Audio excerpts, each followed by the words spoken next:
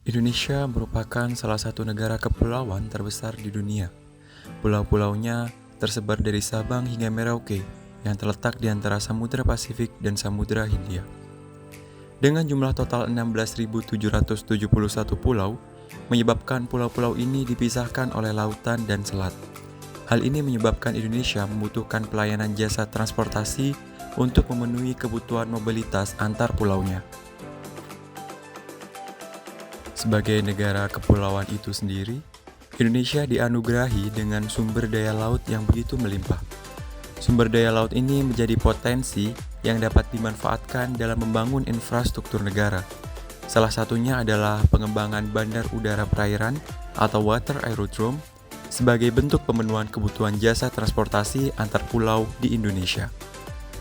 Water aerodrome atau bandar udara perairan merupakan lapangan terbang di air yang dapat digunakan untuk keberangkatan, kedatangan, atau pergerakan pesawat udara amfibi dan pesawat udara apung atau seaplane.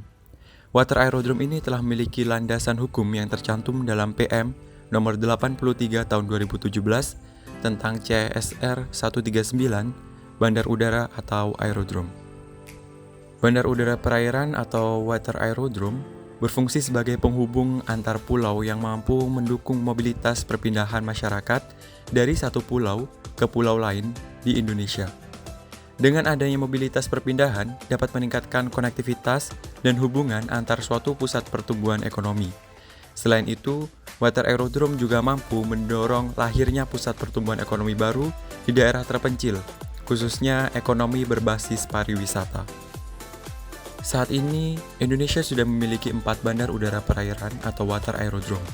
Di antaranya yaitu BNT di Kabupaten Sumbawa Barat, Nusa Tenggara Barat. Yang kedua adalah Amanwana, Pulau Moyo di NTB. Yang ketiga, Kahayan di Kalimantan Tengah. Dan yang keempat adalah Pulau Bawah, Anambas, Kepulauan Riau. Tidak semua lokasi perairan dapat dijadikan sebagai bandar udara perairan atau water aerodrome, melainkan terdapat pertimbangan-pertimbangan khusus yang harus diperhatikan.